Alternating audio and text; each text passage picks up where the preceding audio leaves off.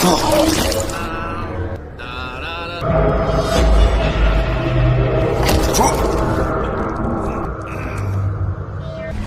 boat I could use to cross the lake.